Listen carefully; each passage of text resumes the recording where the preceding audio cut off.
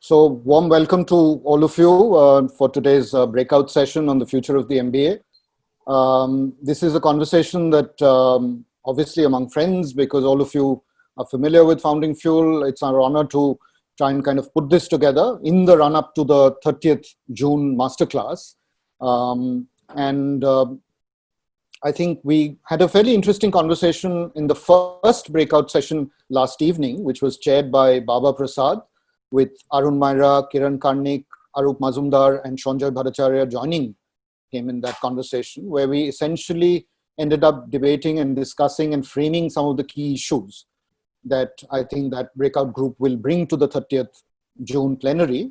And we're hoping to do that here as well, which Rishi will essentially today and also speak about his own experience as he kind of heads into a very critical role as the new incoming director at IIM Bangalore.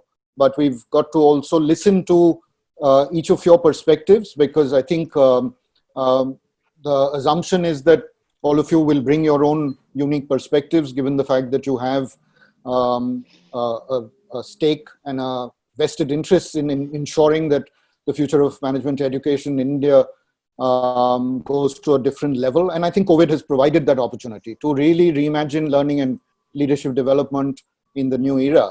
What we would have perhaps taken 5 years or maybe 10 years to achieve, I think COVID has forced us to, I think, accelerate that pace. And also at the same time, I think the nature of business and leadership development and learning, all of that is undergoing change. So how do business schools think about their role in producing and grooming leaders of tomorrow? I think that's broadly the territory that we are hoping to cover today. And it's meant to be a free-flowing conversation. Rishi's very kindly, I think, offered to chair and provide, kind of direction and make sense of all that we're likely to listen to, the different perspectives. But it is such a complex and multidimensional issue that we felt that these two breakout rooms would in some ways give us an opportunity to explore and discuss and go a little deeper before we dive into the 30th conversation. So that's the essence. I just also thought you should hear a bit from Meeta, who's going to be leading the session on the 30th. She'd be moderating and anchoring that session. We've also been talking to each of the panelists separately as well, so that the curation happens in the best way possible. Meeta, all yours. Thank you. Won't take up much of the time, because I'm very keen to listen and learn the various perspectives on this panel. I think thanks to you, IG, are actually going to be incredibly valuable, because the number of lenses that we have, the different kinds of light that will be reflected on the issue in this specific discussion happening now is a very rare confluence. And I'm therefore very, very optimistic about the kind of even debate that we may actually provoke in the conversation. So I'm hoping that as part of the conversation, a few themes will emerge, of course, as I said on the email, but also it's also about understanding where the pain points and the pressure points are, because we know that at least in the Indian context, there are two things that drive change. One is pain and the other is regulation. And we really do not want to go down the regulation route. So so where is it that we will actually be able to create the kind of change? So what's the kind of change that we want? And where do we think we have the levers and the drivers and the pain points to be able to drive that? I'm hoping to hear that from all of you. The emerging team, of course, will be taken to the panel on the 30th. And again, I put that on email, so I won't repeat myself. So look forward to listening and learning. Going to put myself on mute now and observe happily. Thanks so much, Meeta. We'll now kind of jump in. Over to you, Rishi. All yours. Yeah, thank you, IG. Sure. Okay. So first, thanks a lot, all of you, for joining this discussion. So I circulated some questions which are on my mind in a mail yesterday, and I'm sure you had a chance to look at them. But IG has been trying to provoke me periodically by sending me some, provoke is probably the best word. It's been kind of prodding me with more revolutionary questions. So I thought, rather than having a tame start, I'll just jump straight in to what I think may be the biggest question. So if you had a free hand to completely redesign the MBA program, if you were able to start with zero base without any of the baggage of the past, and given, the sort of situation we are in today, the challenges India faces, how would you just completely redesign or visualize MBA education? Harish, I'd really like to start with you because I've been reading a lot of your articles in Founding Fuel, and you've been grappling quite a bit with all these new economy and digital and startup kind of issues. So I would just like to start by, how would you just look at the MBA program in a completely different way and recreate it? Yeah. No, so it's a fantastic question, and I should say that I've grappled it with parlayed with the SPJIMR team in Bombay. I end up going and teaching their couple of courses there, and one of the sessions I take with MBA students is learning what to learn, because what I saw was, I don't think and I shouldn't call them kids, but I'm at the age where I can call them kids, right? Where these young professionals, right, they really are not very clear as to why and what they need to pick out of the MBA program, and that's one of the big things that's very important. The second thing, therefore, what the orientation, because remember what's going to happen in the new world. I think every rule of business, used to get upturned every 20 years. Now it gets upturned every 5 years. I think that's fundamentally one way to think about life. Earlier, you taught people that, fixed costs were bad, variable costs are great, build a business like that, and Amazon Prime comes, inverts the whole model of the entire industry on that. It says, I'll build a wall of fixed costs, drive down my variable costs, and voila, you have a business that's completely, will kill Walmart in a year or two, will overtake Walmart in a year or two, or completely, absolutely different cost structure. So is cost important or is marginal cost important? Is how do you decide on the inputs for a business? How do you decide on strategy? So I think all of these things are changing so rapidly that one of the challenges that we have is how to engender curiosity in young MBAs, because that's going to be the biggest thing, that they need to become curious about how things work. So, and it's not, you don't have to look too far. I'm talking on Amazon, but tell me which MBA class tells people that we have Swiggy and Zomato in India doing millions of deliveries a day, handling three stakeholders. They handle the restaurant, they handle the customer, they handle the delivery boy. And they are operating at better than Six Sigma performance, right? Rarely do you find a complaint, right? Rarely do deliveries completely fail.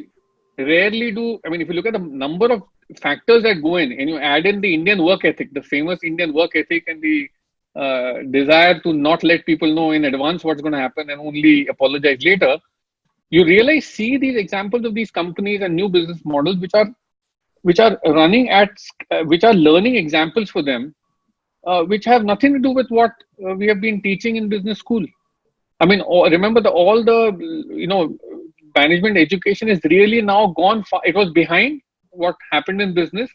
Now it's gone far behind what's happened in business. So in a sense, that whole idea that, in a sense that you need to self-learn all the time. There is very little except the basic construct that an MBA program can give you. But the bigger job is therefore to make you curious, make the students themselves realize the responsibility of becoming aware, of reading, of studying, of when they open an app in their phone, looking behind as to what could be the driving forces. How does a business model work? And create mental models of the world. It's no longer, the desire to create more and more mental models is important, because none of us can teach them all the mental models. None of us can teach them all the models. It's not going to be possible. But the fascinating idea that, that every business that you're seeing emerge today, every business you're seeing transform itself today. And remember that whatever pace of transformation was pre-COVID is going to dramatically change post-COVID. I mean, I don't think there's a post-COVID anymore in COVID, right? I think the changes that we're going to see and the way these students are going to land up into business environments, my sense is that they need to go in as the most flexible of mind people in the firms they join. I think flexibility of mind, not having fixed frames of references. Again, that's one of the things we don't. One of the sessions I conduct is I take them through a development of an entire multi-billion-dollar company and go through the process of building the company with them in the class and make them realize that every decision in management is the trade-off. Every single decision.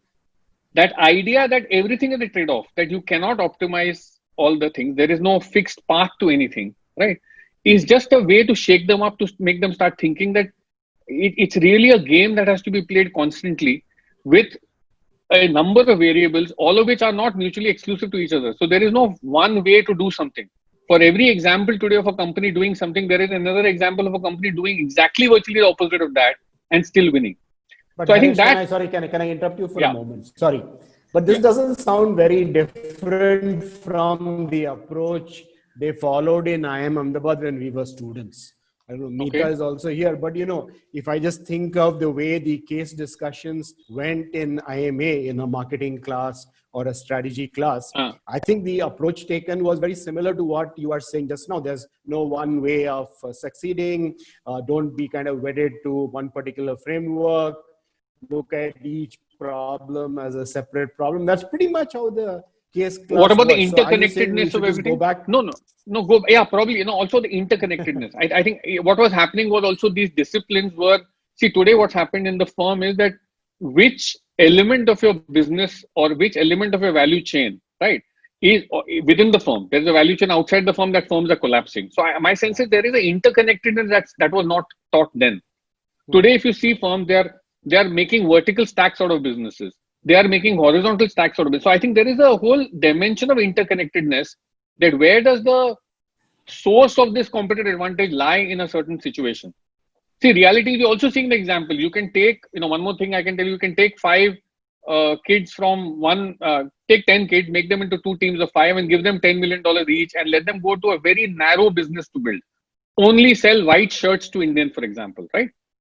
You may find that actually if you give them money, both these companies could have entirely varying outcomes 10 years out or 5 years out, right?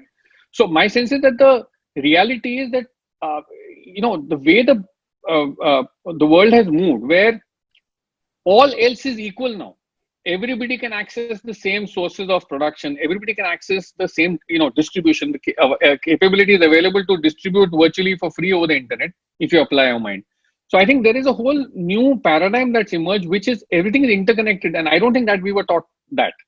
I don't think we've examined the models in this completely flexible manner, that we are saying that in each of the situations where the source of advantage is shifting to, and it's transient all the time, right? So my sense is that there is I still see them learning in silos in subjects. Sure. That's my sense. It's seen as a silo that I have learned finance, I have learned strategy, I have learned HR. I mean, each of these, I don't know whether the interconnections are so clearly, I don't think they can be taught. I think they have to approach them with the idea that I need to learn the interconnectedness. Okay. Great, that's great. So, Piyul, may I just move to you? If you had a magic wand and you could just restructure MBA education, what would you do? So, I am a firm believer in experience, which is consumer experience. That's where everything lands. So I agree that MBA is where the future leaders will come from. And now for that leadership to be able to come to with the right decisions, they need to be at all times in touch with the touchy-feely, getting their legs wet, muddied and everything. For me, what COVID is saying actually is, we are all so shocked, we are under lockdown. I postulate that Gen Z was under lockdown for quite a few years. They've all been leading their existence in silos, splendid isolation, living with their gadgets, following an education system of reward and punishment and cutoff points and, percentages. So I'm saying that now at lockdown, we are all so worried. Oh, everybody is, in their own little homes. I'm saying they have been so for the last many years. And this is absolute garbage in getting into your MBA schools.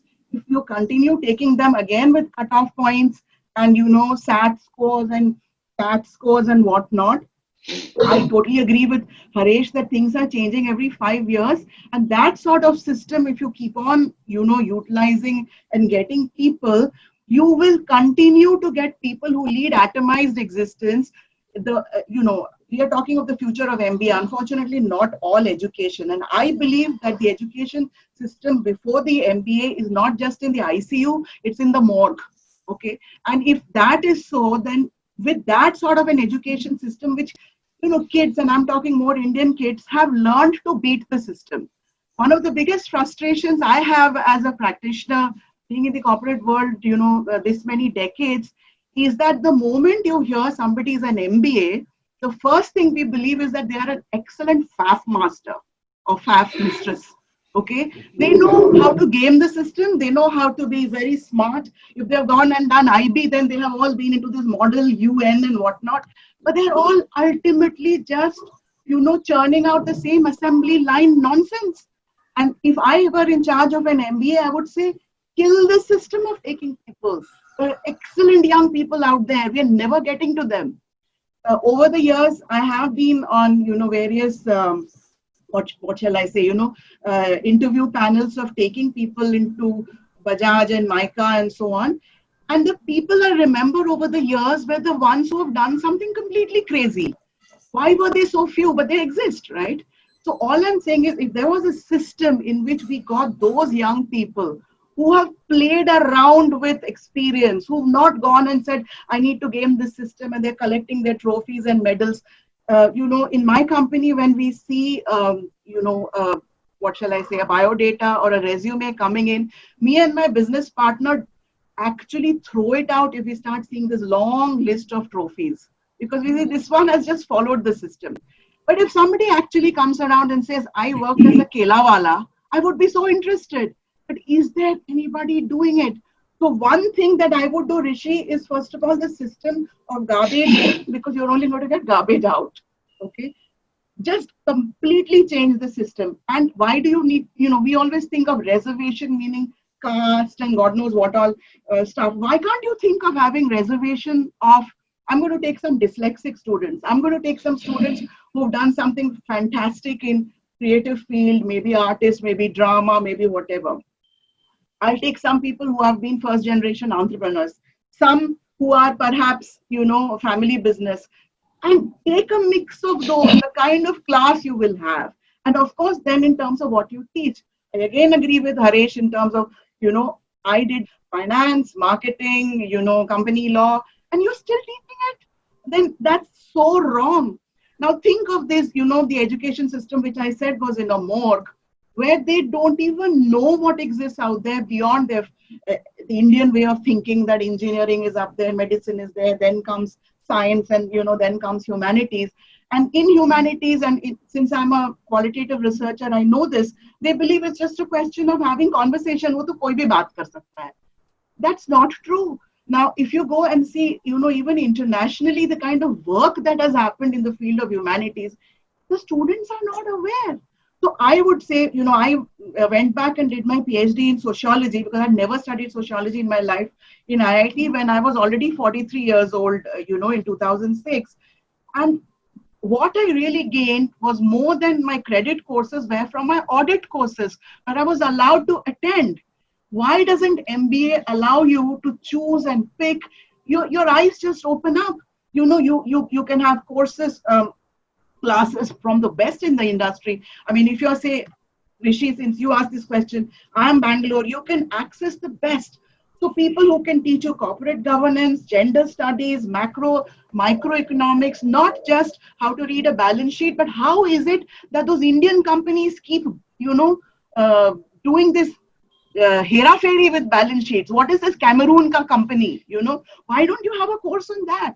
So you have courses, corporate ethics, sustainability, so many, China, global policy, there are so many interesting things. And I'm telling you, if you have the right kind of students who are from all over, eclectic bunch, and you give them all these subjects, you don't need the semester system. Okay, I'll interrupt you for a moment. So, but how are you going to deal with the HR managers? Let me just explain that comment. When I was in IIM Indore, we had this 5-year integrated program which my predecessor Ravichandran started. We were actually getting pretty interesting bunch of students there. So we got quite a few who would have broadly fit into the kind of mold that you are talking about. But when the HR folks would come to campus for recruitment, their first objection was these guys have not got through CAT. So how can we select these chaps? We only want people who have qualified through CAT. So how will you, you seem to be, to me, listening to you sounding like some maverick at some, outlier out there compared to the typical HR manager who comes for recruitment. How are you going to solve this? Rishi, my belief is that your HR managers, unfortunately, are part of the same system in which all your professors are and all your current students are, which is that you are very happy to tailgate the industrial revolution. So you want assembly line people. If HR managers want CAT marks, I'm saying that I think a lot of the senior management and the board of directors of the very same companies that these HR managers coming from, if you talk to them, they will tell you where is that person who thinks out of the box. So I think the disconnect is within the company. So maybe I agree with you. Actually, most of the time, we found that if we talk to the business guy who came as part of the recruitment team, he had a very different view, but the HR guy wouldn't allow him to recruit. Piyul, it's a market. It's a market where the institute is trying to get good fodder, refresh that fodder, put it in a bucket so that the HR guy accepts it and gets in the highest paying job. Yeah. Right? And maximum. So what I'm saying is therefore the system will change only slowly. At some point, the reputation of the institute will have to outweigh, and that outcome will take years to come out. I don't think this can happen overnight. I am, as I said, SPJ and also thinking about this. It's a process or a journey where you make these changes slowly, that your students go and shine in the company. Let me come back to one more other thing that gets ignored in the education is soft skills completely. What are the skills that people need when they go to work? Negotiation skills, communication skills, making your online presence felt. Tell me how many MBA students host themselves on Twitter and are able to put their opinion out in the world and have it, tested there. How many of them are taught how to communicate? Remember, all of education teaches you to communicate what you know because you're always explaining yourself. But what is business communication about? It's about changing the person sitting opposite his frame of reference, his or her frame of reference, because you're trying to make some change. Nobody has taught people how to use communication change. All they're trying to do is dump what's in their mind because all you've been taught is to answer papers of what we know. But what we know matters the least in any business communication. What matters the most is where the other person is and how you need to take him on that journey. Not a single course. Yeah, thank you, Harish. So can I bring Shaukat into the conversation, please? Shaukat, you got the advantage of sitting thousands of miles away and sort of looking in on what's happening in India. So can you, from that vantage point, give us some pointers into, how we could completely turn around or, whatever, just completely transform Indian management education? Absolutely. I'm excited and really enthused by the discussion that's been going on right now. In fact, I'm going to begin by being even more provocative, which is, do we even need an MBA? Now, I asked this question partially rhetorically, because it's in my interest and a few others' interest that the answer is yes, which I actually believe is yes. But the reason I asked this question is, I think we go through eras. If you look at all the heroes today, the Elon Musks of this world, the founders of Swiggy, etc., all the entrepreneurs, they don't have MBAs, or many of them don't, right? And it's again the world of the technology people. Now, it's not new. If you look at the 80s and the time period before that, it was the technologists, the scientists, those people that dominated the conversation. The 90s and early 2000s brought this era, this golden era of the MBA as being the magic degree that gets you somewhere. And then what happened was, I'm talking globally now as well. And then what happened is that now the pendulum is swinging the other direction. I think it swung a little far in the other direction. In fact, I'll honestly tell you this from this vantage point, that it's sometimes really difficult for Wharton MBAs to get jobs in Silicon Valley, because Silicon Valley is so biased that they would rather prefer to get all the local graduates. I'm not just talking about Stanford and Berkeley, but UC Santa Cruz, someone who studied robotics, for example, over an MBA, oh, just an MBA. So I can understand the sentiment. But we go through these eras. I think we need to have a balance. Why do I think we need a balance? The balance that we need is we need to understand how to commercialize something. That's where I see the weakness. If you look at the Silicon Valley model, and it's being replicated in Bangalore and other places as well, pour a whole bunch of money into a bunch of experiments, right? A lot of that money is wasted. Now, you can argue that to some extent that's okay, because you're investing in wild ideas, and that's part of the process. Like Piyul was also saying, Harish was alluding to it. But you also have to have some output. Some economists have suggested that Silicon Valley model of innovation, which is being copied elsewhere around the world, is not very efficient, because in the end, if you look at the amount that's invested and what's come out of it in the form of unicorns that are actually sustainable and profitable, not loss-making, not just market cap, it's not that much, So I'll leave that part aside. But the point is, we need commercialization. And I think that's where the MBA can be very, very useful. When I think of India, though, I see an opportunity for India to leapfrog. And I see a necessity for India to leapfrog. Why? Traditional educational models will not work in India. They won't scale. That's one problem, right? You cannot build enough schools from the basic level to the higher secondary level to actually cover everybody. We know the problem right now is much of the money goes into the elite institutions historically, and the void has been filled by a bunch of private institutions, some of which are of dubious quality, but they exist because there's a void, there's a gap, right?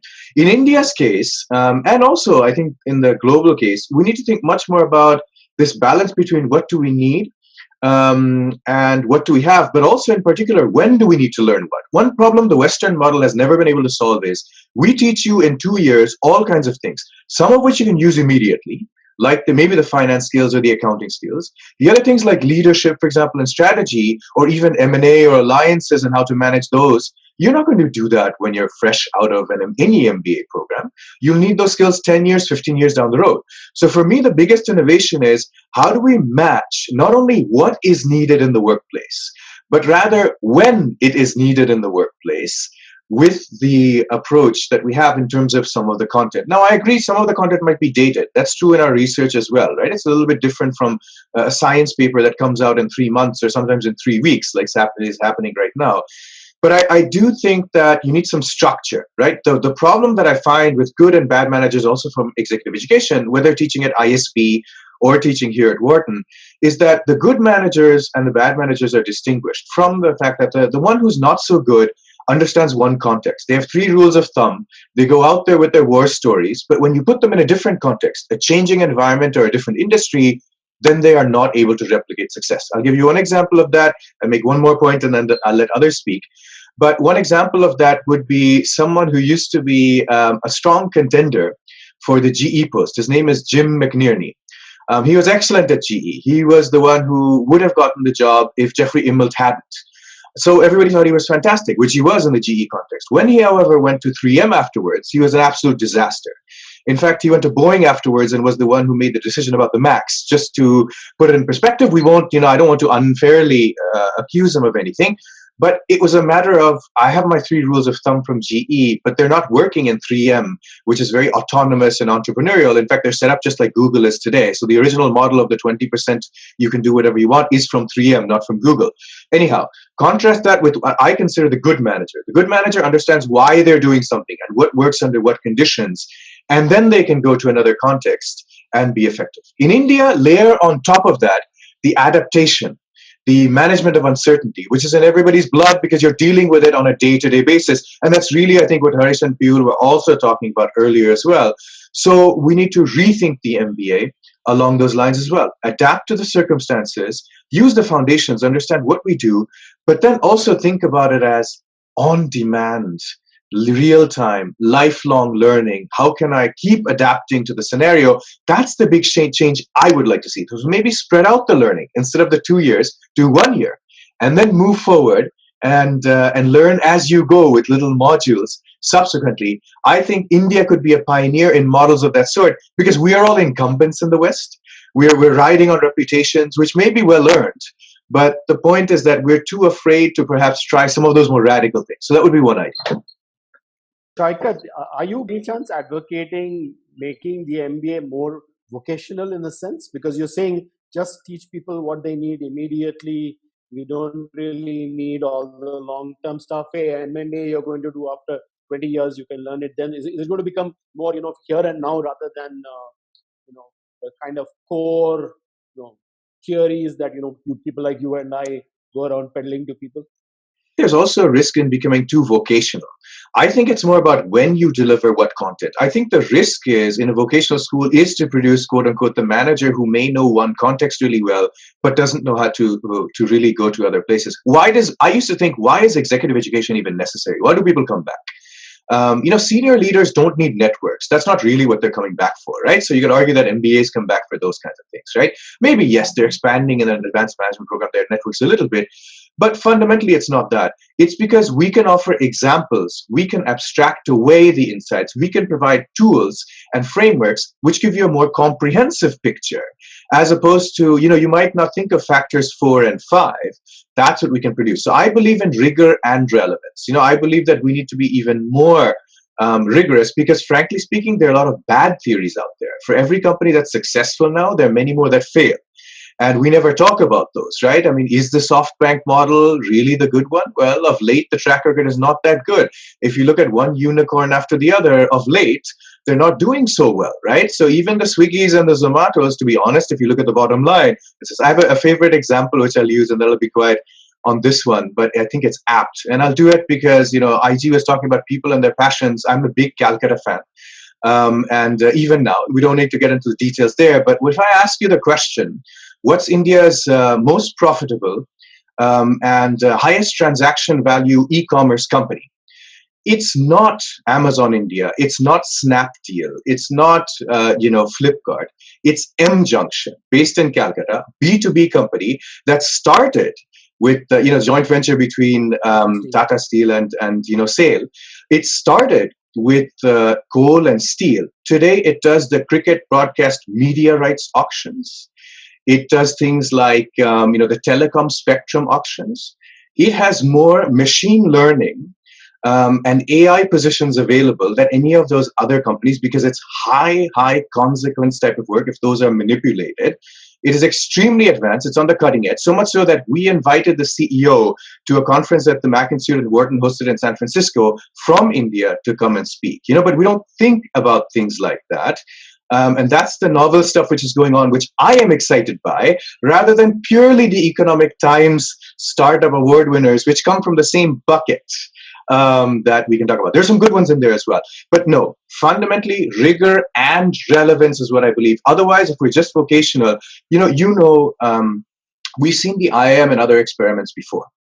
Originally, IIMs were also on the research front, right? They were very active collaborations with all the top US universities and global universities. Then they went into a phase where there was not much research going on. It was mainly a teaching institution, right? And then, like Rishi, over the last 15 years, they've come back with some work. I, though, want people to go to IIMs and ISP because they're the global leaders in, for example, understanding emerging market innovation, not just for India, but much beyond. This is where I see it. And that's when the managers will go back. That's when everybody goes back and says, you produce people for me that have unique insight. And then we layer on top of it the practical thing. For me, it's a timing of when we offer the knowledge so that it's more relevant at the time, as opposed to perhaps the knowledge being irrelevant. Of course, we have to renew our knowledge too. Okay, great. Shaikat, I'm going to come back and take you up on that research issue a little later. But let me now turn to Harsh. Harsh, if you had a chance to completely refashion the MBA, what would you do? Actually, it's very surprising that you're asking this question when I also teach at NM Bangalore and doing my own consulting and have 2 entrepreneurial firms that I'm involved with. We are discussing this as to what would be the new MBA like. Okay, so the first question is, what Saika said, why do we need MBA at all? And I'll just go to a couple of examples. I was talking to someone in McKinsey, and I had friends in Levers as well. So sometime back, I spoke to them, and I discovered that both these companies have also been recruiting directly from colleges like Stephens and Lady Shriram, and 2 years ago, and with a fairly high salary comparable to probably any IIM. So I was just talking, why would you go directly? Because typically you would just go to all the IIMs and pick up guys. And the answer was very simple. It says, look, the kind of education now that is being imparted in the business schools is so siloed. We need people with more integrative thinking. And we realized that when you join a consulting firm, and it's something I also realized, is that you really need a highly integrative thinking. It's not about finance, marketing, operations. When I'm solving a problem as a manager of my company, the problem could be from sales, but the source could be finance or HR. Okay. I mean, I remember many, many years ago when I used to work in HCL as a salesperson, I'm talking of early 80s, there was a lot of dissatisfaction amongst, we sales guys. It was not because I had a bad boss or I had a very tough, Shiv was a slave driver. I mean, I make us work like hell. But the problem was HR. The problem was that the incentive system that they designed was not commensurate with what we were trying to do in the marketplace, So there was a lot of dissatisfaction. A lot of people started quitting SCL. So here's the problem. As an MBA, when I joined a company, say, all right, you're an MBA, you have a problem. This is a problem you want to solve. How do I solve? If I just had been a marketing specialist. So the problem we are battling today at NM and that we've been discussing here is that should we now do away with all electives, for example? Can we say that an MBA is a specialist in marketing by taking some 8 electives or 9 electives and doing some, maybe 20, 30 credits? No, he's not a specialist. Okay. What is his role in an organization? What is he supposed to do after maybe 2 or 3 years? He's supposed to solve problems. Second issue is, what kind of companies are they joining now? I mean, the old jobs of Levers and Tata just were all over. And I think today, more and more people are joining companies like Facebook, Google, many startups, especially in Bangalore. I see 80% of the guys end up joining a lot of startups like Flipkart or Myntra or some AI firm. Very few going to even Infosys. Very few people go. So now these young MBAs who are taken there, what is their role? They can't be joining as management trainee. It's too expensive for those companies to have them as a trainee. Okay. They join as a manager or something. What is their role? Get on the job. So these companies come back to us saying, give us job-ready people. Now, what does job-ready people mean? Okay, not job-ready, not because he's a marketing specialist. Because I was talking to a couple of, Google guys who joined about 2 years ago. I said, what are you guys doing in Google? You were in marketing and finance. He said, hardly any marketing, because our role is every day our role gets redefined.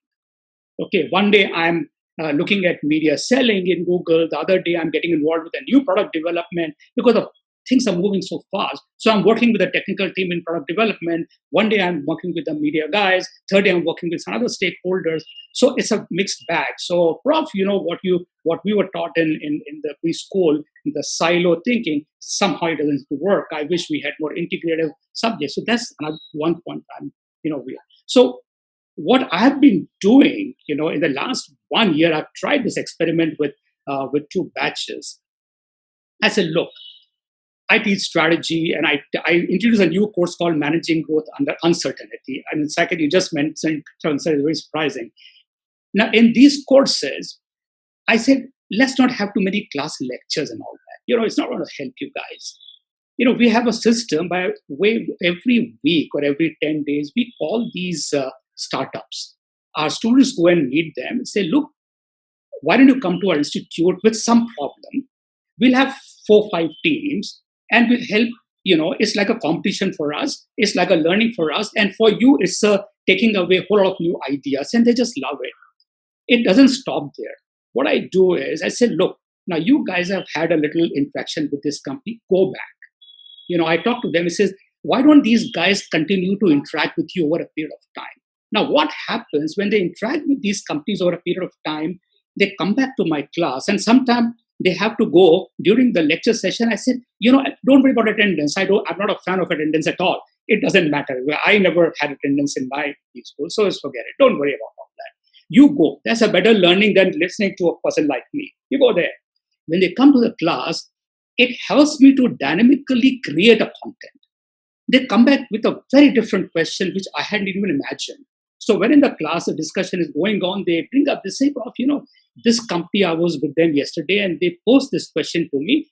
Can you help me out? Now that becomes the content that day for that session under strategy or whatever I'm teaching. So some part of my sessions are structured. A large part I leave unstructured. I said, let it bring, because look, I may not know everything that's going in the market. Not possible. Even in my consulting, I have probably 5-6 clients, but I don't have 50 clients. There could be all sorts of people in the marketplace. So I've been questioned. He says, look, what are you doing? You're not following a curriculum structure, session 1, session 2, case 1 in session 1. I said, I can't teach like that. That's not my style, and I don't think it's needed. Okay. So we've been trying to do our system. It's an experiment we are trying. And I think when I look at the market, needs, like I think someone mentioned this, I think Haresh mentioned that, the first 20-25 years in the last century was a fairly linear, but we have seen 4 or 5 waves of development or technology development or changes in the last 20 years. I know I felt it because my first 20 years was purely in corporate sector, the likes of ITC and Thomson's. From 20 onwards, it's been entrepreneurial setup, consulting, teaching. So I'm seeing that for first 20 years of my life, from 1980 to 2000, it was a fairly linear growth. What we learned in the MBA school and what we saw in the market, there wasn't too much of gap. Yeah, there were gaps. But from 2000 onwards, the dot-com burst, where I lost shirt of my first startup I started, we just lost everything, within 2 years. And from there to 20 years now, these 3-4 cycles of change that we have seen, I don't think business schools have been able to keep match to the space of teaching of what's happening in the marketplace. So can I interrupt you for a minute? Yeah. So one thing which struck me when you were talking about this somewhat open-ended and not so structured curriculum you're following in your course, many of us have been in the line to get all these fancy accreditations. And one of the things AACSB or EQUIS or any of these guys look for, we are supposed to pile up all the course outlines in a room where they can come and inspect them if they wish. We're supposed to have a format for the course outline and all those, whatever learning objectives I can understand, but still you're supposed to have a very detailed content. So we'll flunk all those accreditations if we follow your track. Not really. Let me tell you how.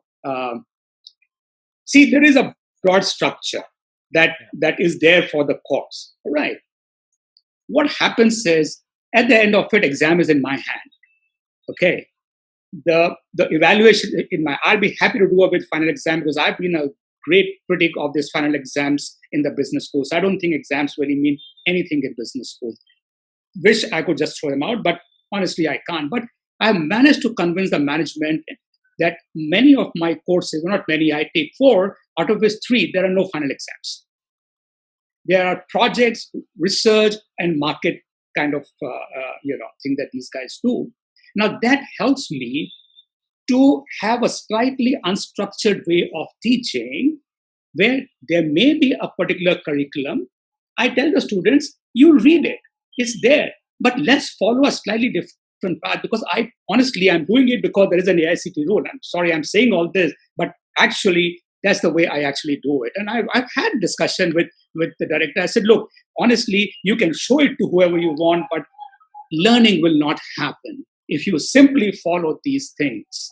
Okay, so yes, there is a structure. I tried follow, but no, I don't always follow. And honestly, I do give my students a lot of freedom to go and operate and learn from the market and bring that in the classroom. That's very important. You're not missing my lecture to go have fun outside. You're missing my lecture and yet getting a attendance, is that when you come back next week, tell me what happened in that company. Okay, And so let me just interrupt once again. Sorry. So I'm just trying to now put together what all of you said. So this is just an attempt at least. So a few things I heard which are quite common across all four of you. One is the importance to have a more open-ended problem-solving approach because things are changing so fast. Another thing is to be able to integrate across functions. The third thing I heard is maybe look for people with more unorthodox kind of approaches because creativity and innovation is what the game is all about. I'm also hearing about how the classes need to perhaps be more open-ended, and you need to let people have the fun and joy and curiosity and all that, which I think many of you were alluding to. So, I mean, there seems to be a fair amount of commonality between what all of you are saying needs to go into the structure of the MBA program. I'm just wondering, after listening to all of you, who is this animal who is going to teach in these programs? Because once again we have there's a huge faculty challenge, right? And one of the things we have done in obviously in all our institutions is it's partly required by rules, but we have largely gone for people with PhDs. I mean, in the IIMs it's 100% people with PhDs. We are now expecting all of them to publish in all those fancy esoteric abstract journals in order to get equivalent of tenure. We are all trying to get into some FT rankings, which seem to value all those publications. But what you guys are calling for is something very different. So where is this faculty animal going to come from? Harish, yeah, I'll go back to you. So where are we going to? Yeah, that's a very interesting question you asked. So who does this? Obviously, it won't be the typical 30 years in academia alone. Now, I'll just go back to the 50s and 60s kind of teaching, and even in 70s, though, of course, I was there in 70 and 80. Now, look, if you recall, and this is what I have figured out, many people from the industry, likes of Drucker, Bruce Henderson, and host of consulting firms were involved in creating a lot of content for business school. If you just pick up all these frameworks, many frameworks were developed by the consulting firms like 7S and But Drucker wouldn't get a job today in a US university. Fair enough. I don't know, but he's university. But I'm really saying that, look, they are the people who brought in, I mean, people like Bruce Henderson, people like the McKinsey guy, they brought in a lot of content for the business school. They were consultants. They were industry people. I remember in XLRI, almost about 40 to 50% people were from industry guys, Cisco, Telco. Yeah, so let me interrupt you. I think I just want to bring in the others. Harish, what do you think? What do we do on the faculty front? Important question. I think very simply getting a industry specialist to come and give a guest lecture leaves no impact. I mean, that's one of the reasons I didn't do it. Running a course is tough work. I mean, hats off to people who do it for all the time. It looks very nice from the outside, but actually sitting down, developing a curriculum, going through the classes, and keeping the students excited and awake is a tough job. So my sense is that I think I don't know what the constraints are. This PhD system will not, we won't get the best talent to come and teach. I mean, not a question of talent. You won't get the best suite of experiences available to give to the students. I think that's the way to think about it. So I think within your MBA curriculum, right, you have constraint, but you also have freedom. So is there a way to add on a bunch of courses or electives that are run and conducted by faculty from outside who are working people, and find a way to incentivize them? A lot of people, if they are supported in how to run a course, right, will actually enjoy it more than just giving a guest lecture or two. Because I believe at the end of the course, when the students actually give you feedback and you realize the journey they've been on, it's extremely satisfying. But you need to be supported through that, because it doesn't come instinctively to you to how to, we are all managers who like to see immediate results. There is a very different level of thinking that's required when you're teaching. That support, if it's offered, in a sense, if there is a way a professor can co-opt people and develop a course with them, I think India, you will have to do it, because things are changing so fast. One, I don't think you have the ability to pay so much as well, right? For fantastic faculty to come back from abroad, or there are economic consideration as well. So therefore, tapping into industry is almost an imperative. And therefore, actually building an office that says, okay, how do we train outside faculty to come in and run courses, and how do we train them to evaluate, how do we make sure that they get feedback from students and faculty and build courses that work. And I can tell you, having done it and done it properly as a proper course, it's a tough job, but the satisfaction is immense. So I would say one of the most satisfying things I've done in my career is to actually go and teach and see the impact it has on hundreds of students. So But this Shaikat, idea is not sold to people. Shaikat, you very nicely summarized it at the end by talking about rigor and relevance. In practice, it doesn't happen as often as we would like it to. Yeah, I think there's increasing recognition. So at business schools, without going into internal things, as we all know, there's some combination of research, teaching, and service which matters. With the first category being weighted, disproportionately high, one would argue. I think on the internal front, there's scope for creating parallel tracks. And this is why I'm saying that the US institutions are not going to be the leaders. The institutions, perhaps like Indian ones or new ones, are going to have a chance to change the system. There's no reason why we need to follow one particular system. That said, in India, there's also this challenge where somehow if the West acknowledges us, then that's the right thing to do, and then someone's recognized. We have to become a bit more comfortable again. If you think about it, our society's existed since 7000 BC, and just by pure Darwinism, we've been doing something right. And up until something like 1500 or even 1600, we had by far the highest GDP in the world. So something like close to half. So there's something that maybe the last 500, 600 years have been a little off, but other than that, it's there. But philosophical matters aside, the practical question that you asked, I think the thing is right now, the challenges, and you see it, Rishi, too, at any of these B schools, about 20% of the faculty are these rigor and relevance people who can navigate seamlessly between both worlds. They're the ones who are also the ones you hear about.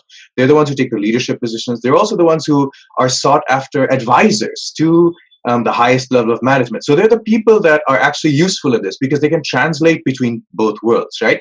Now, the benefit that the traditional PhD, if they have that orientation and that connection, maybe even working with companies and getting primary data instead of just relying on secondary data for their work, is that they can do the abstraction. They can create the frameworks, the tools, which will work in not just one industry, per Harish's point also, that you can't just take a domain specialist and bring them in. The advantage of the practitioner is they obviously see what's going on and they can translate that to impact right away, right? And they have their own experiences. How do you marry the two? I think a structure where you have a pairing, you have courses where you've got one person who's more traditional from academia, but has an appreciation and taste and engages often with industry, together with a thoughtful practitioner. I'll purposefully use the word thoughtful practitioner because not all practitioners are also the ones who can make the leap, the connection to the abstract for what both Harsh and Harish were saying. I think pairing those two works really well. I personally took a course in my program, which was at Stanford, which was very common, where Andy Grove, the late leader of Intel, co-taught the course with someone named Robert Bergelman. And it was a really good combination to see that. You got both in each case. It requires a lot of work, though. One final point on this, the point about integration across the different functions, I agree that's really important. There was an experiment like that done. Yale, maybe 10 or 15 years ago, had done an experiment where, remember, the whole first year was not about take accounting and finance and marketing and so forth, but they had themes like building a company or managing an established enterprise. And then it was, a common set of cases and situations where faculty from different perspectives and domains would come in and offer their views. It requires a lot of coordination on the inside. It's very hard to do because we also become specialists. Like I told you, I'm really an external source of innovation person. So I think of M&A and alliances, and that too specifically about the technology world, really. So yes, of course, one teaches more broadly than that on innovation and this, but we all get to specialize. So it's very hard to pull back and do it. But at least in the first year, I think there's scope for that. It's a matter of incentives also at the institutions and putting that together. So I just to take you up on one point you made, Shaikat, you talked about how maybe only 20% of the faculty are good at, sort of in a sense, connecting theory and practice. Is there anything we can do in PhD programs or otherwise Here's where I really want to see the model. If you start research by saying that you need to have rigor and relevance in your research, in other words, the question you propose and its implications need to have some practical relevance. They cannot be an artificial maybe gap in the theory which you want to answer using a data set that's easily available. And that exists. So, for example, now if you see in academia certain journals like Strategy Science, or if you see Academy of Management Discoveries, there are attempts at doing this more practically. For example, actually today, this afternoon, and tomorrow, I'm running a conference called the Burton Technology and Innovation Conference, where basically the only papers that we accept are papers which also look at an actual phenomenon that is happening in real time and have implications for practice. In this MAC Institute, which is the institute I run, we're the innovation center, we're a research center here at Wharton. What we do is we're the biggest funder of research at Wharton. And so we fund about 50 projects a year by faculty and PhD students. Again, we focus on, are you looking at an actual phenomenon that's unfolding right now to investigate it with some rigor? And will this have practical implications? If the answer is no to either of those questions, then we don't fund it. And so I think even institutionally, you can take the lead because, in this world, things go viral. So if Rishi, you tried a little experiment and changed the PhD program a little, or how faculty are incentivized, or perhaps, if your hands are tied on that front, how courses are designed at IMB once you come in, and it works. And all of a sudden there's resonance in industry, among students, and even in academia, because there's that secret latent desire of everybody to have HBRs because the world reads it. Nobody loves it more than if a manager contacts you and says, oh, I'm interested in getting your advice, right? Secretly. And most people that go to the Academy of Management or related fields don't have that. So they stick with what they do, if I may be so provocative, tongue in cheek. But you can do it, and then people will start following it. But again, it's the challengers, established names in novel environments like India who can actually make the shift. Do you have any thoughts on this? What kind of faculty we should be looking for to align with the kind of model of management education you were proposing? In my experience, when I think back, whether it's to my batchmates or alumni or my colleagues in the industry, I personally believe there are a lot of people who are in the corporate world and are seeking the challenge of teaching. But there is a sense that we are also sometimes blindsided by academic faculty who get very panicky if somebody else comes in from the industry and teaches. I'm not necessarily talking of the top institutes, but I have seen this happening in a lot of institutes because it's good to keep the system going the way it is. And somebody comes and keeps giving real life experiences becomes an issue. So I agree with what Shoikath is saying that, this co-teaching is a great idea. There are a lot of people who would be very happy to do it.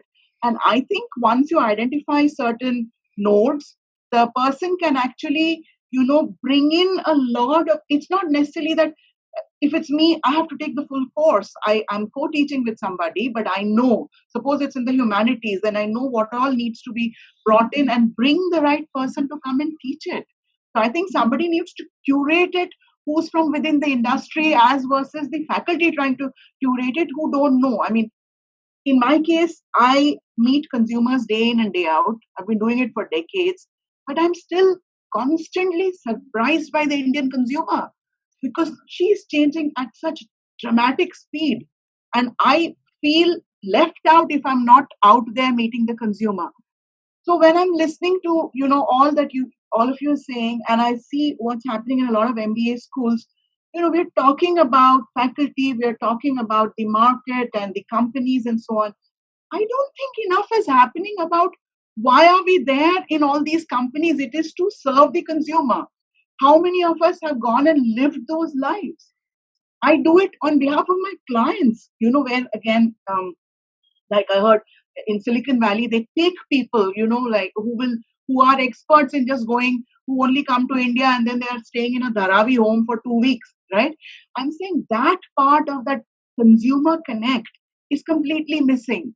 And if that needs people from the industry to some way work with faculty, so be it, but it's a big need in MBA. But some people argue these days, feel that we don't even need a consumer connect. We'll have this steady flow of data, which is just coming in as we observe what people are doing. So we don't really need to go and connect with consumers anymore. As long as you have that data pipeline flowing, you can design your product and business accordingly. Any views on that? If that is so, then I have no idea why my clients are doing so much of qual work, and these are No all brands would fail if data worked. no, and also end of the day, companies like Netflix, Facebook, Google, Asian Paints, everybody who have access to huge amounts of data still need that real life connect. And ultimately, coming back to what I started with, that our children, our kids have never really gone out and been allowed to live life and experience what real India is. I think we are talking of that top 5 or 10%. We are all Brahmins. We have no idea what exists below the Brahminical setup, or where we will not get our fingers wet. And if going to meet the consumer makes you come completely directly in contact with migrants, with Manarega or whatever, it's hugely needed for MBA, for managers by the company, directors. So I think that's something that is not at all. In fact, I wouldn't even say partially being taught. I heard about the soft skills, humanities, and so on. I personally feel there are not enough people there who are capable of putting it all together. It needs somebody to go out and do it. So Harish, if I can come back to you. Yeah. Do you think 1 year is enough for the MBA, given the cost of the program, opportunity costs? I think Shoikat was also advocating 1 year and then the rest of it happening. In fact, I was going to tell you something else. It's almost related. I was going to say one of the other things I'm seeing with MBA kids is they're crammed with work. You're almost there is no time to think, no time to explore, no time to read, no time to use resources beyond what is in class. Remember, 10 years ago, if you were designing an MBA program, there was no YouTube, no Zoom, no access to talking to world leaders, no access to listening to videos, no opportunity for self-study. There was no Google. I mean, you couldn't find things to learn. Now, what is going to really the big job of the manager is how to find patterns in the world. So management as a science we've done for so many years, but now it's become more important to see management as an art. In fact, all the data in the world that people can be talked about, it will not help a company become successful. In fact, the challenge now is to look beyond the data, because data is going to be available to everybody. And there'll be tons and tons of it. It's not going to help businesses to have more data. Decisions driven by data are going to become, par for the course now. So all I'm saying is that, in fact, if anything, I see very little free time for the students at all. They don't do anything of their own reading. In fact, when they are studying for the courses, they are not even reading the goddamn newspapers. They are not going online to see what's happening in the world. They have no idea what's happening at that day, that morning in the world. But one argument is that if you gave them more time, they still wouldn't do it. No. So here is it. Can you make it time for them to explore and come back and explain to you what they learned? So almost if you apply the model which Khan Academy has been talking about, that even here teaching changes completely to self-learning. Because what you really want is them to become curious about the world. See, eventually nobody's going to have an answer. So they need to learn. See, the management school should give them a toolkit. But the toolkit is not a substitute for thinking. I'm saying a lot of courses can be designed where the course objectives remain the same, but the process of learning is completely inverted. And remember, they need to then learn how to study. They need to learn how to articulate what they've studied. It's very important. A lot of people learn, but are not able to articulate it. And therefore, if they're not able to articulate it, don't know how to think about it. But, Piyul was arguing earlier that, all these guys are coming from these undergrad programs, which are like the morgue. I think that's the word she used. So how are you going to do this great transformation into curious guys going and seeking, knowledge and by designing it in that manner? But if you look at liberal arts education, watching my son is going to a university in the US, and I see how liberal arts education is taught, or how history is taught, how economics is being taught there, is that the work is on the student, and they have to imbibe it and come and explain themselves. I don't think that's being followed here as much. We really need to change the way the whole class is modeled with the same objective, and give them time enough that they are able to explore the world on their own a bit. Because what you want is curious learners who can interconnect patterns and not get, this whole idea that this is the way it works. And remember, all the material is already old, but you have fantastic tools available, which my sense is you will find that students will come and teach professors actually, because they will find gems available on YouTube. They'll find cases available in the world, and they can come and bring the real world in. That should be the job actually. The professor should say. You wanted to say something? Yeah. Sorry, me? Yeah, I think you put your finger up. Yeah. I was just saying that, it's true that the system has failed all our children in terms of, the ICU and the morgue. But I'm saying there are excellent students out there. And unfortunately, and especially the top MBA schools, we're only taking a few hundreds. So are we saying that, in those millions of young people out there, we don't have? I'm saying there are lots of jewels out there. It's for us to locate. And take it at the other end. I would like somebody to do one research study on all the president's gold medal winners versus the backbenchers of each batch, and tell me who's done well in life. It's true, not of the IIMs, it's the IITs. The people who've done wonders are the ones who, this is something I was sharing with IG, and I would quickly like to share. There was one batch of MICA we were suddenly told to teach, which got added on the very first executive MBA batch. This was, I think, around the year 2011 or so. And last moment, they were told to get students. I think in June, they said in 2 weeks, we are standing, get the students. Now, people went out and they got whoever was, who they thought could fit. That was the best batch I ever taught. Okay. They were fabulous. They were so different. They were not coming in through some entrance exam or something. They were the ones who had Ahmedabad, knew that batch because they had taken, they were talking of climate change long before it became fashion. They had gone and met Tina Ambani out of the blue saying, if we are in MICA and we should be able to access, and they got 20 lakhs and then came scratching their head and saying, now what do I do with this money? But that was one batch who had done so many fabulous things, So it doesn't mean that we always need to look and tell them to follow through that system. But MBA schools are in the de-risking business. If you put a bar high enough on getting in students, right, you will have a bar high enough of the students who are leaving. So you're almost de-risking the whole thing by making the entry process so rigorous, right, that only a small percentage of very good who clearly pass multiple filters, you naturally find that whether you've done any transformation of them, it doesn't matter. They are really good fodder already. I mean, that's the reality. When you talk about rankings or why an institute wants more rankings, and therefore you want to also remember, they also have the incentives to get the students placed, 100% placement. So really good fodder in, some transformation done, but good fodder in takes away a lot of risk of the institute. So that's one of the other things to think about, that this is a gradual change and will have to be driven. I'm saying, Rishi, you will have to drive this change. So saying, okay, I will have to fight every other element of the system to make this transformation.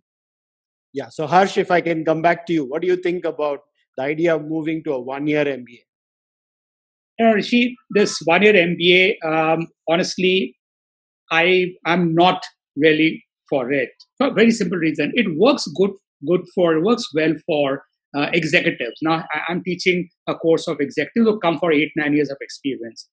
Very well. They have a little more sense of business, so I can pack it and they take away for that 1 year. It's a rigorous 1 year, program then. But for these youngsters who come from nowhere, from all sorts of places, haven't had any idea of industry, I think they need a time to mature.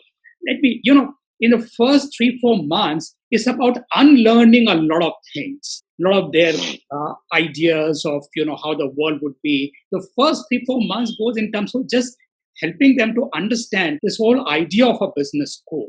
Now, the way I see business school is that your peer group learning is number one. I mean, the maximum that you learn is really after 6 o'clock, you go back to your hostel, and when the guys sit down at night around the, fireside or dinner table and discuss till wee hours in the morning about all sorts of things, which also includes something in the class or some process talked about. I personally learned a lot with my peer group. Then, of course, comes the classroom teaching and other stuff.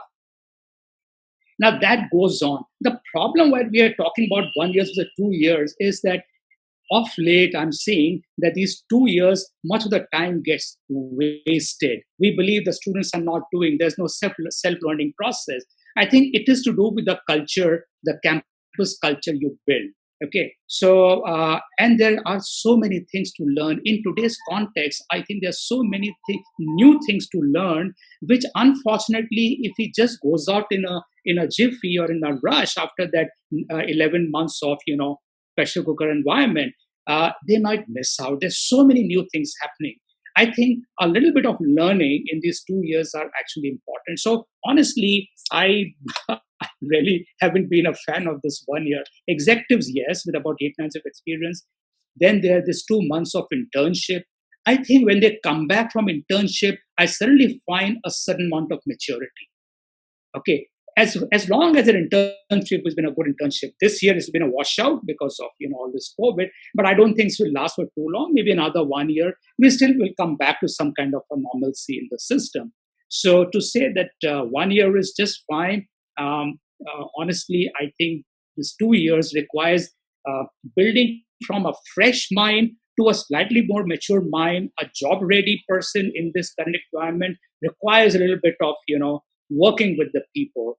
And so, so we have about 10 minutes left. So I think I'm going to now just leave it open. Yeah, maybe we'll start with Shoikat. So there's anything which you think we didn't talk about connected to this theme of the future of the MBA? I'll just leave it open to. Yeah, I wanted to. Yeah, please go ahead, Shoikat. We touched upon it, but this is where the contrast or the comparison between the US system versus the Indian system becomes very relevant, just given the points that Harsh, Harish, and people were making earlier as well. So both in pedagogical approach, but also in how admission is done and the type of candidate that comes in. So in India, MBAs tend to be a lot younger. They tend to come in straight after IIT or maybe with 1 year experience or so. As you know, the US model has always been have work experience. I mean, it's gotten a little younger because we used to lose people when the average age started becoming 28, 29. We started losing people, especially in the female population, actually, in terms of applicants, so and we can understand why. So we made it a little younger, but nobody wants to go lower than 27 on average. And there's, of course, a range.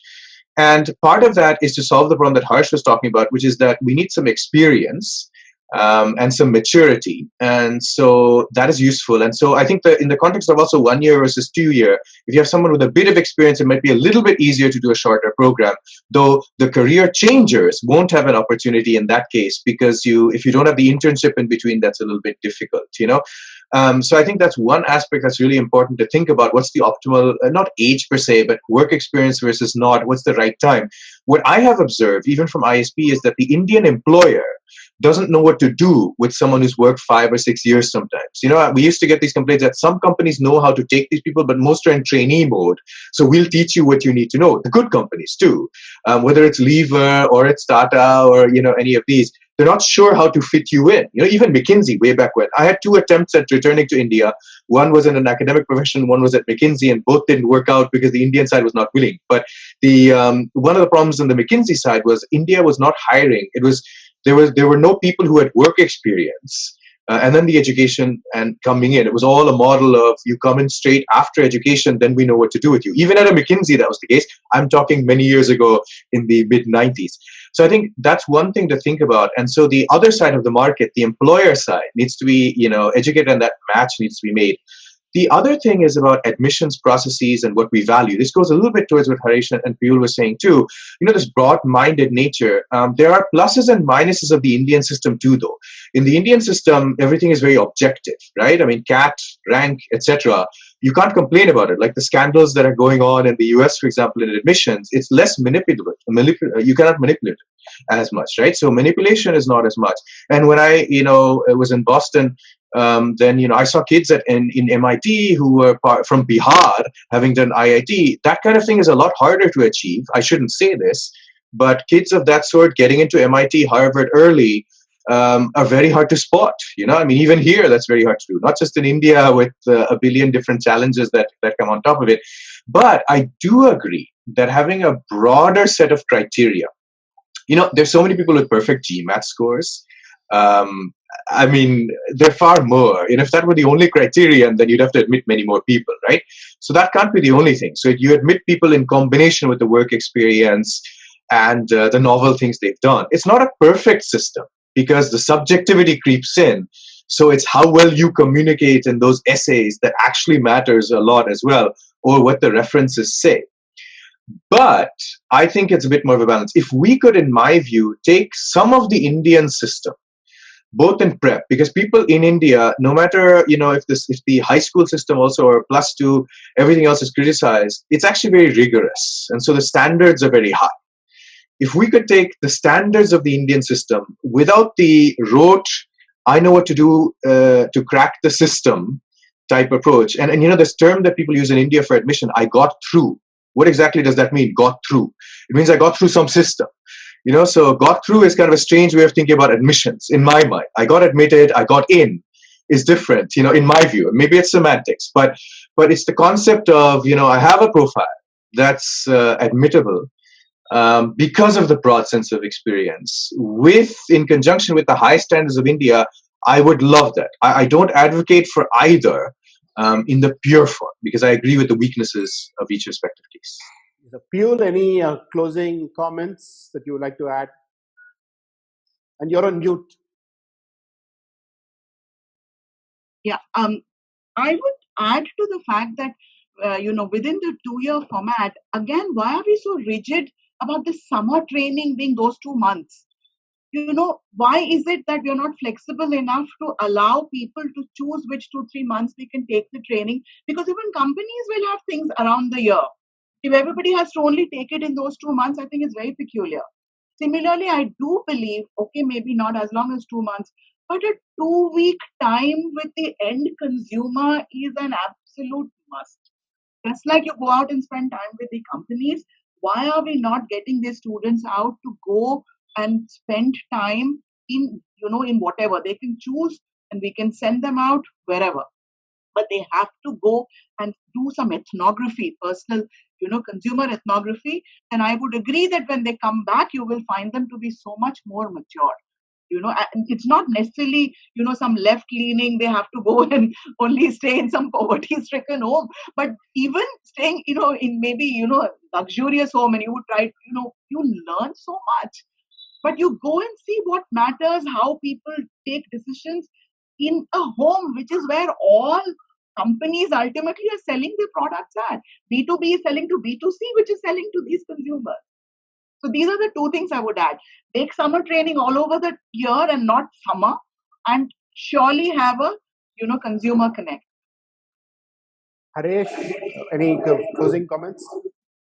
Yeah, and I said, a short one here that, I think one of the other things to do in this institute is to actually, in their orientation when they come in, I think there are 2 things that one needs to talk about.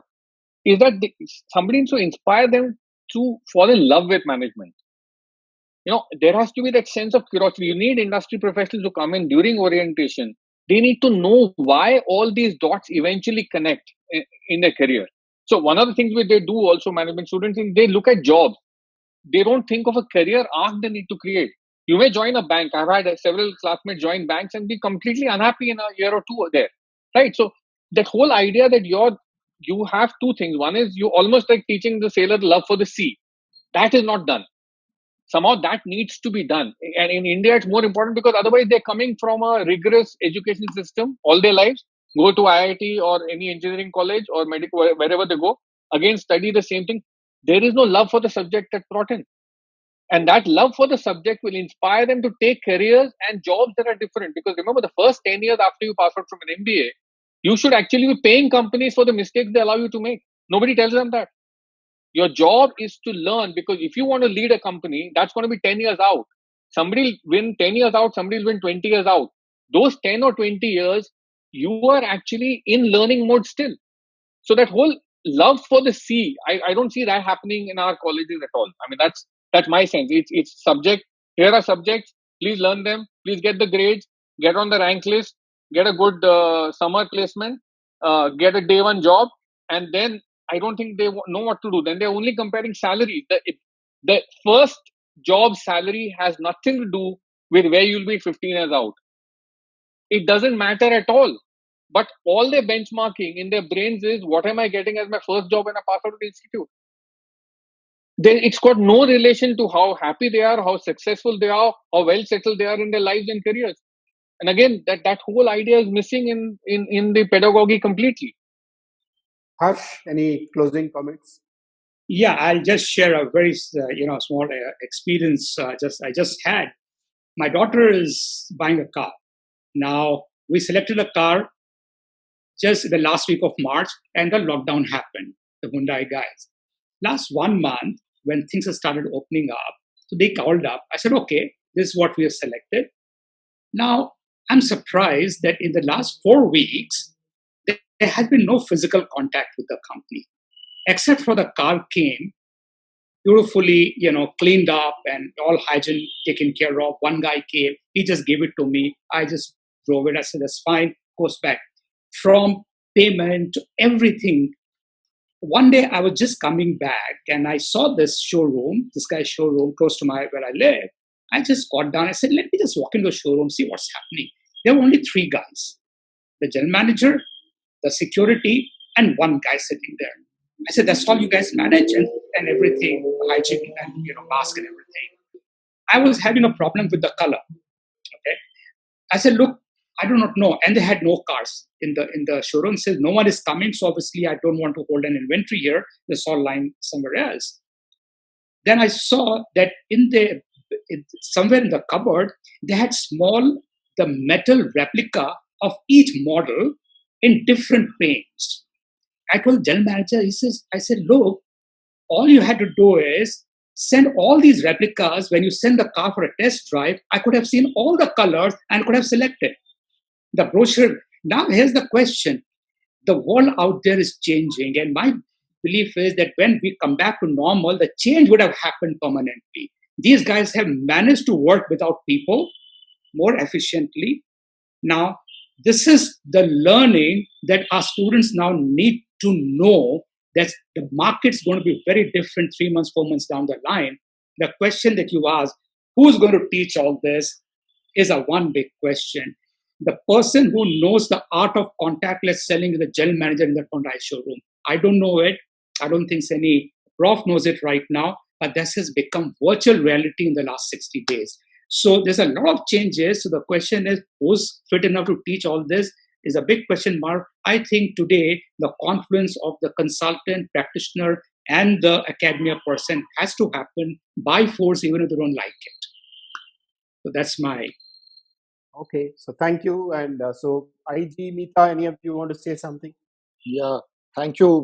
This has been a wonderful conversation, and I've found myself, although I was on mute most of the time, nodding to a lot of things that were being said, because I think that if the objective here was to try and kind of push the boundaries of what is possible, I think this conversation has certainly done it. I think none of you have held back. Rishi, you did a fantastic job of kind of setting the stage in some ways, of posing radical, more provocative questions. And I look at the results. Founding Fuel's been a very big advocate of the entrepreneurial mindset, right? That's what we stand for. And each of what you said, all of you, right? In terms of curiosity, in terms of breaking silos, in terms of self-learning, that's how entrepreneurs learn, right? And that's what we're trying to inculcate in the students that graduate. And that's really, in some ways, the leitmotif of what an MBA from India will. And we've got enough problems to solve. So there's no dearth of problems to solve, whether it's in non-profit or in profit. We're in some ways the laboratory of the world as far as entrepreneurship and social innovation is concerned. But how do we build that connect between the world outside and the business school, and break down those walls that may have come up? How do we make the point that, Rishi, you were asking, how do we make our research more relevant and rigorous, not ivory tower? And, make those when you break down the walls, how do you kind of, encourage that crossover to happen? Shoikat, you spoke about Andy Grove, and the whole co-teaching method. It's revolutionized I mean, what Stanford is probably one of the most popular courses, right? At one point at Stanford. So it's happened before. Meeta and I have been constantly talking about the early years of at IIM Ahmedabad, right? Ravi Mathai and Vikram Sarabhai and the miracle that they pulled off, right? To get a faculty with missionary zeal to create the new change agents that India needed, right? C.K. Prahlad was among the first batch, right? And look at what he did to the world, right? So that opportunity exists. But I'll stop here because this has been so exciting that I can go on. But Meeta, over to you. Yeah, I'll also have to hold myself back as I did through this hour, because all the conversation was so stimulating and it was very tempting to join in, to plunge in. And Rishi, thanks for calling on the original idea of IIM Ahmedabad. Actually, a lot of what you said was the way IIM Ahmedabad started. We were purveyors of patterns in chaos. That is what we were trained to be as PGPs from IIM Ahmedabad. We were told the world is going to change. You have no idea what you're going to be thrown into. Go play. And you have to swim. You have to swim. And this is what is hitting us now again. And that's why we're having this conversation. Because over the years, and this is natural in all industry, everything tends to crystallize.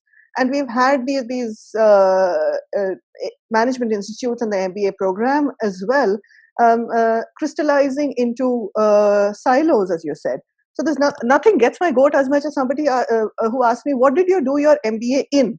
Did you do it in finance or marketing? I was like, what the hell does it mean? It was an MBA. I'm trained to be your boss.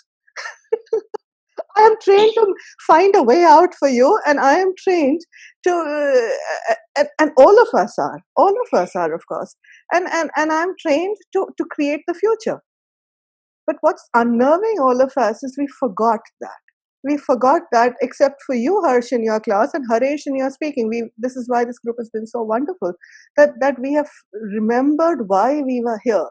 We were here to actually handle this chaos that we've been thrown into. And thankfully now we have an audience because they've been unsettled. So they'll be willing to listen to us. The timing, again, I think is absolutely excellent. Again, I can go on and on. I have a lot more to say to this, to add to this, but I'm hoping both the Slack channel and emails back and forth will keep this conversation going. Because Rishi, you're absolutely right. The practicalities are challenging, and you're going to face it, and we've got your back. Call on us. Yes. But thank you so much again. Thank you, Rishi. Okay. Thanks you, Harsh. Everybody. Have a great evening. Thank you. He was not with us. We need you back on the 30th. Absolutely. It starts at 6:30, a little before that, maybe 5 minutes before. I think we're looking at a sizzling conversation.